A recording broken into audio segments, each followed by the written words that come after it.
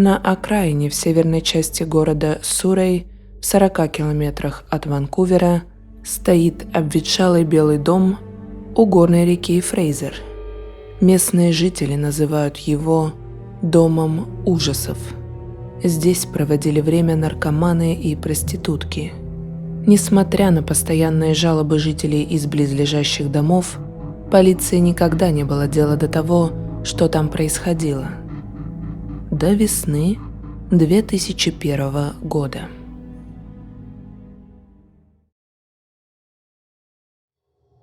«12 мая 2001 года в полицейский участок пришел мужчина. Он был одним из гостей дома ужасов, и выглядел он соответственно. Вел себя странно. Он сказал, что в ванной комнате дома все залито кровью.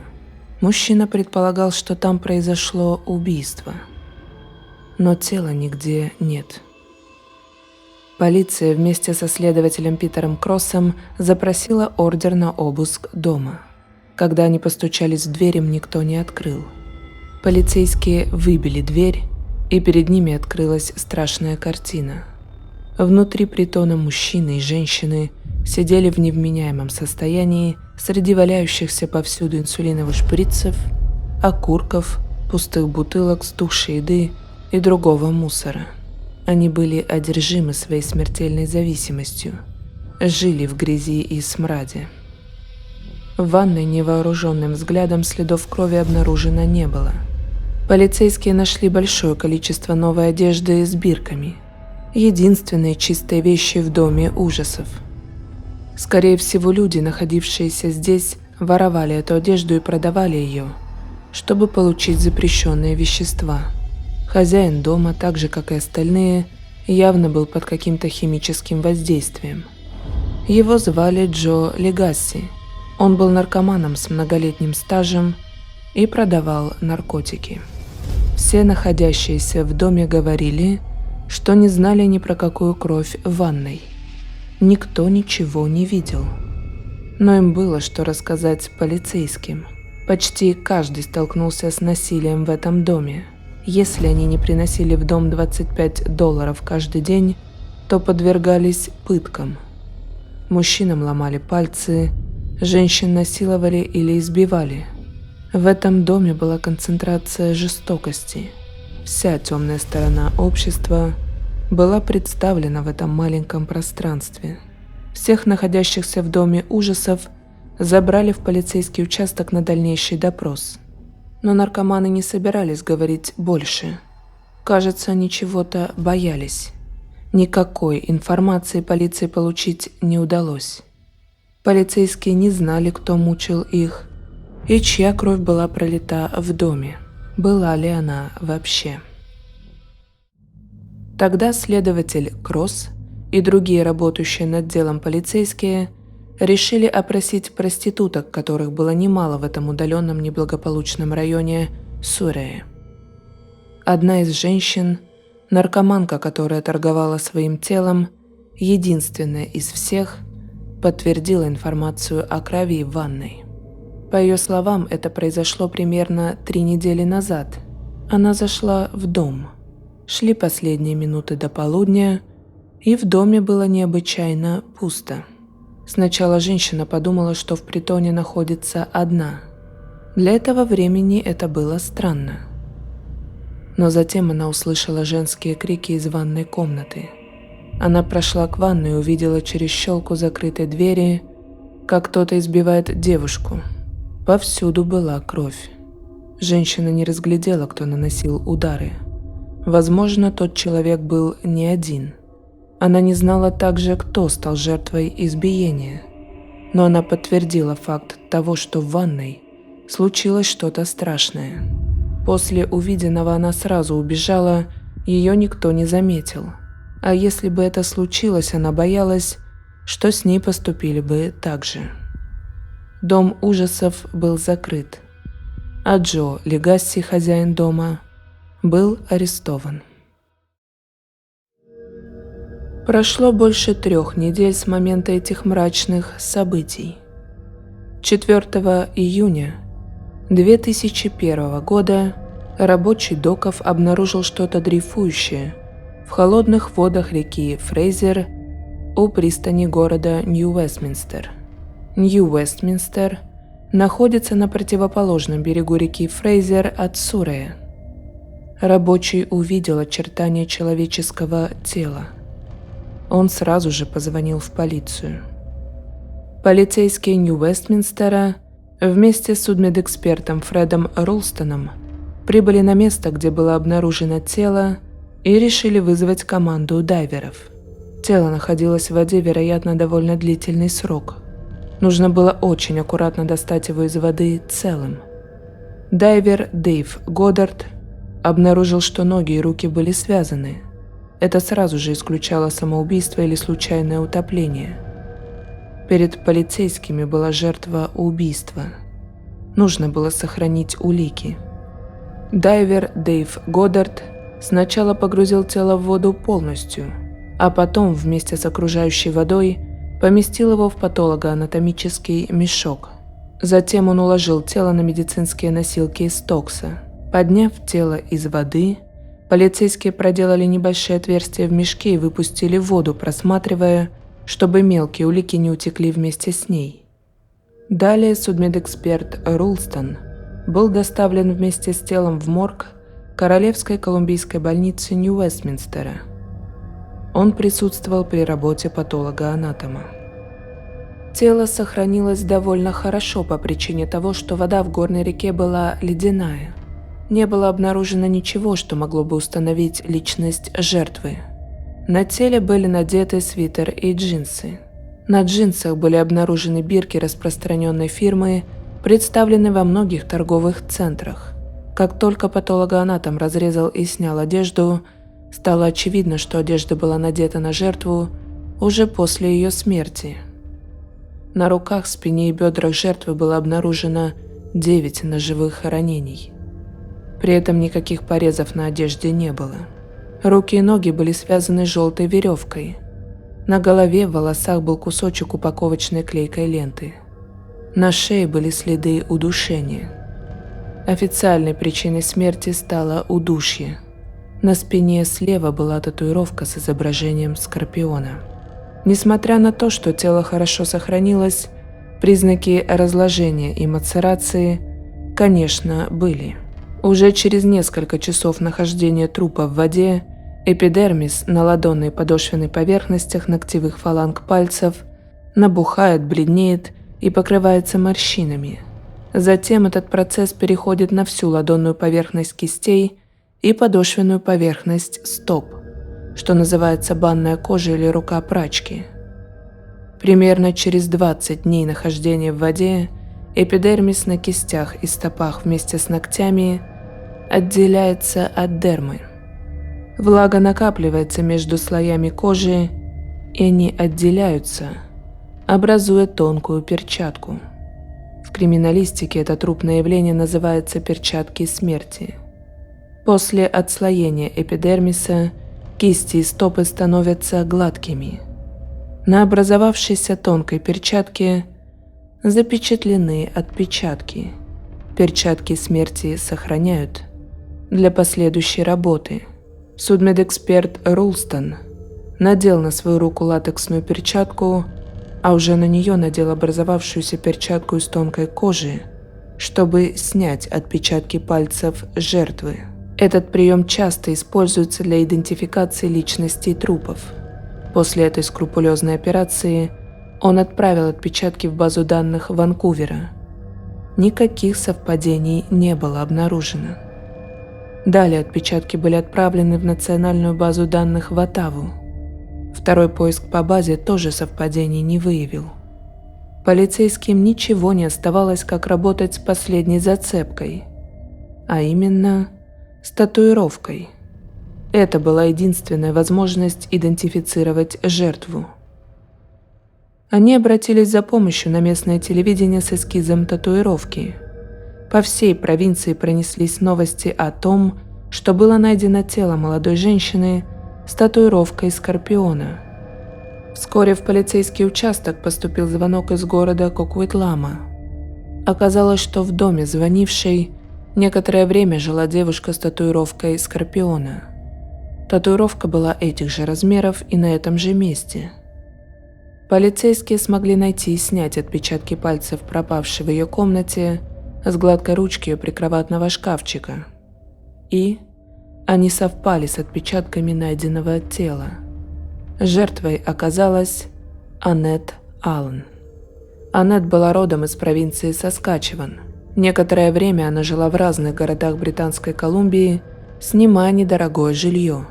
На момент смерти ей было 27 лет. Аннет начала встречаться с наркоманом. Его посадили за торговлю наркотиками в тюрьму, и Аннет перебралась жить к его родственнице, которая позвонила в полицию.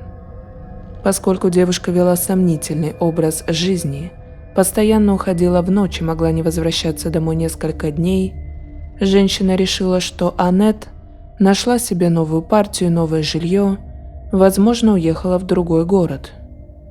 Комната, в которой последнее время жила девушка, была пуста. У Аннет почти не было личных вещей. Женщина из Кокуитлама позвонила в полицию только тогда, когда услышала, что нашли тело с татуировкой, как у Аннет. Токсикологический анализ показал, что в крови Аннет был высокий уровень наркотиков, соответствующий уровню наркомана со стажем регулярного употребления от 2 лет и более. В крови были найдены следы героина, метамфетамина и алкоголя. Полицейское управление Нью-Вестминстера связалось с полицией Сурре. Нужно было установить, была ли связь Аннет Аллен с известным домом ужасов в Сурре. На эту мысль их натолкнула одежда с бирками. Питер Кросс стал ведущим следователем по делу Аннет Аллен. Следователь Кросс начал думать, что, возможно, Аннет стала жертвой избиения в доме ужасов. Теперь, зная имя, следователь Кросс решил побеседовать с девушками, которые перемещались по одной и той же улице злачного района города, торгуя своим телом. Многие знали Аннет. Она занималась тем же, чем и они. Девушку видели в последний раз примерно в конце апреля. Одна проститутка смогла вспомнить, что 22 апреля Аннет пошла в дом ужасов с ее знакомой по имени Джоанна Ларсон, проституткой по кличке Джо-Джо. Джоанна Ларсон ненавидела Аннет, и было подозрительно пугающе, зачем они вместе пошли в тот дом. После этого больше никто Аннет не видел. Полиция уже знала, что в стенах притона пытают людей, но теперь до них дошли слухи, что на заднем дворе, окруженном деревьями и хламом, закапывают трупы. Следователь Кросс с группой экспертов вернулись в опечатанный полицией дом ужасов. Были собраны все необходимые образцы, но следователь Кросс хотел узнать, реальны ли истории, которые рассказывают люди про задний двор дома ужасов. Он решил использовать георадар. Это радиолокатор, который используется для зондирования почвы. Эта техника выводит на экран очертания того, что она фиксирует под землей. То есть георадар определяет нарушение искажения слоя почвы из-за чужеродного объекта, показывая его форму. Георадар не обнаружил на заднем дворе никаких признаков захоронений. Следователь Кросс решил, что приходящих в дом ужасов запугивали таким образом или запугивали окружающих, чтобы они не совались в это место. В результате 3-дневной работы в доме ужасов было обнаружено 27 ДНК-профилей. В ванной кровь была замыта, но все же небольшие капли были найдены. И удивительно, но ни один образец не совпал с ДНК Аннет Аллен. Даже кровь, найденная в ванной, тоже принадлежала не ей. Не было найдено никаких доказательств того, что она была убита в этом доме. Все 27 профилей ДНК – это профили крови. И это не считая совсем крохотных пятен, которые неизбежны из-за постоянного использования в этом доме игл. Кровь 27 человек проливалась здесь. Но все, кто бывал в этом доме, больше говорить не собирались. Особенно на тему о том, кто устраивал им весь этот ад. В это время Джоли Гасси, хозяин дома, был выпущен на свободу. Ему не было предъявлено никаких обвинений. Помимо торговли наркотиками, он подозревался в убийстве Аннет Аллен, но был отпущен по закону за отсутствием улик. Это не было решением здравого смысла, но так работает правовая система. Следователь Кросс решил повторно пообщаться с той проституткой, которая рассказала про избиение девушки в ванной. Он теперь знал имя жертвы и надеялся, что вдруг в пораженной наркотиками памяти возникнут новые воспоминания. Свидетельница видела сцену мельком, все было в крови, и она не могла утверждать, что это была Аннет. Она также не знала, кто избивал девушку. Следователь Кросс повторно разговаривал и с тем очевидцем, который сам пришел в участок в самом начале, но и он больше не мог сообщить ничего нового. Он не был постоянным гостем дома ужасов. Следователь Кросс столкнулся с тяжелейшей работой. Это работа с наркоманами. Их информация постоянно менялась, придумывалась новая, и доставать что-то разумное из несвязанных рассказов было очень тяжело. Следователь Кросс узнал с бесконечных разговоров с наркоманами о том, что Джоанна Ларсон давно не приходила в дом, но все еще стояла по вечерам на улицах города. Она дружила с Фрэнсисом Готье, который в доме ужасов находился постоянно. Он был единственным, кто не покидал дом почти никогда. Раньше Джоанна тоже бывала там довольно часто. Однажды Джоанна сказала Фрэнсису, что он никогда бы не смог убить человека, будто это показатель каких-то качеств. Она обвиняла его в том, что он ничтожество, трус и так далее. Насколько это было правдой, следователь Кросс не знал, но эту информацию рассказало ему сразу несколько человек. И он решил пообщаться с Джоанной особым образом.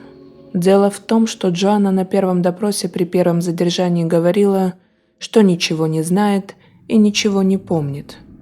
Выстраивать диалог с ней было очень трудно, так как она постоянно находилась под воздействием наркотиков, выдавала странные реакции и бессвязную речь. По договоренности с полицией с Джоанной начала работать одна из проституток, которая не имела отношения к дому ужасов. На ней было спрятанное записывающее устройство. Оказалось, что со штатскими Джоанна болтлива. Она довольно быстро рассказала, что же случилось с Аннет. Джоанна ненавидела Аннет, потому что считала ее информатором полиции крысой. За последнее время сразу нескольких постоянных гостей дома ужасов посадили за кражу. Но Аннет не была к этому причастна. Также у девушки была задолженность $20 за наркотики. 22 апреля Джоанна позвала Аннет в дом ужасов, предлагая ей наркотики. Как только Аннет зашла в дом и дверь за ней закрылась, Джоанна приставила нож к горлу девушки и заставила ее пройти в ванную. Фрэнсис Готье был в доме. Джоанна сказала ему, что Аннет предательница и должница. После этих слов он присоединился к Джоанне. Более того, он был особенно жесток, по ее словам. Они начали избивать Аннет. Избиение продолжалось несколько часов. Девушке нанесли 9 ножевых ранений, а потом отрезали волосы. Аннет лежала в ванной вся в крови, но была еще жива. Что случилось дальше, Джоанна не рассказала. Ей не нравились уточняющие вопросы, она становилась раздражительной и что-то подозревающей. Ждать новой информации становилось рискованно. Джоанна была сразу арестована и обвинена в убийстве Аннет Аллен. Было важно провернуть такой трюк и с Фрэнсисом, поэтому надо было арестовать Джоанну быстро и без свидетелей, чтобы никто не понял, что работает союзник полицейских. Итак, Джоанну быстро арестовали и увезли в участок. Теперь секретный агент подбирался к Фрэнсису. Началась вторая операция под прикрытием. Фрэнсис был замкнутым и тихим. Каждый раз, когда затрагивали эту тему, ему становилось сложно говорить, и он обрывал разговор. Прошло несколько дней, прежде чем он все же решился рассказать о событиях 22 апреля. Его версия событий имела отличие от истории Джоанны. Он спал в доме ужасов и проснулся от криков. Он увидел в ванной мелькающие фигуры Джоанны и Аннет. Ему было все равно, он даже не поднялся. Избиение, сопровождающееся криками, длилось несколько часов. Он умудрился снова уснуть. А потом Джоанна начала его будить. Она сказала, что ей нужна помощь и что нужно наказать крысу. Он медленно встал и прошел в ванную. В ванной лежала голая Аннет, вся в крови и без волос. Джоанна сказала, что Аннет заслуживает это наказание как предательница. За предательство в этих кругах была особая форма наказания. Сначала предателя раздевали, избивали, затем отрезали волосы, а потом бросали в багажник, возили по городу и отпускали в каком-нибудь удаленном месте. Но не убивали. Джоанна сказала, что необходимо завершить наказание. Одежда Аннет валялась в луже крови и была вся пропитана ею. Они надели на Аннет другую, новую одежду. Фрэнсис сорвал занавеску в ванной и завернул в нее Аннет. Они вынесли девушку на улицу и бросили в багажник автомобиля, припаркованного у дома. У дома ужасов всегда стояло несколько старых машин, все без номерных знаков и страховки. Был только один набор номерных знаков на всех, который можно было нацепить на любую машину. Джоанна и Фрэнсис ездили несколько часов по окрестностям города Суррей, думая, где можно избавиться от тела Аннет. Они остановились под мостом на северном выезде из города Суррей. Аннет пришла в себя и пыталась выбраться из багажника. Тогда Джоанна и Фрэнсис связали ее. Джоанна увидела мужчину, заметившего их. Они с Фрэнсисом бросились в машину и направились в другое место. Они уехали к другому мосту, теперь уже со стороны Нью-Вестминстера. На месте Аннет умоляла сохранить ей жизнь. В ответ на это Джоанна схватила из машины клейкую ленту и заклеила девушке рот, обернув ленту вокруг головы несколько раз. В этот момент Фрэнсис Готье оттолкнул Джоанну в сторону и задушил Аннет, прокричав, что ее нытье его раздражает. Они использовали камни, чтобы утяжелить тело жертвы. Потом они скинули бездыханное тело в воды реки Фрейзер, вернулись в дом и отмыли ванную комнату. Фрэнсиса Готье арестовали сразу после того, как он закончил свой рассказ. В багажнике машины, якобы на которую увезли Аннет, не было найдено никаких ее следов. Сложно было точно установить, какая машина была задействована в преступлении. Поэтому были осмотрены все машины, но ничего найдено не было. У полиции были только веревка, одежда и липкая лента. Эти вещи никак нельзя было связать с домом или с Джоанной и Фрэнсисом. Никаких отпечатков не сохранилось на этих предметах, которые так долго находились в воде. Сами предметы могли быть взяты откуда угодно. У обвинений не было вещественных доказательств. Последующая работа прокурора Кристофера Макферсона усложнялась тем, что все свидетели были наркоманами. Они клялись, что придут в суд, но никто не приходил. Полиция привозила их, но на судебном процессе начинался цирк. Они были не в состоянии дать показания. Их восприятие, как и их воспоминания, были искажены. Они то помнили, то забывали, то придумывали что-то новое. И так по бесконечному кругу. Тогда было решено отправить всех, кто в последнее время был информатором по этому делу, в реабилитационный центр, чтобы они могли полноценно участвовать в судебном процессе в дальнейшем. Все эти люди находились на лечении насильно. Они не желали менять что-то в своей жизни, устраивали сцены, кидались на врачей. Это был тяжелейший путь, и чуда не произошло.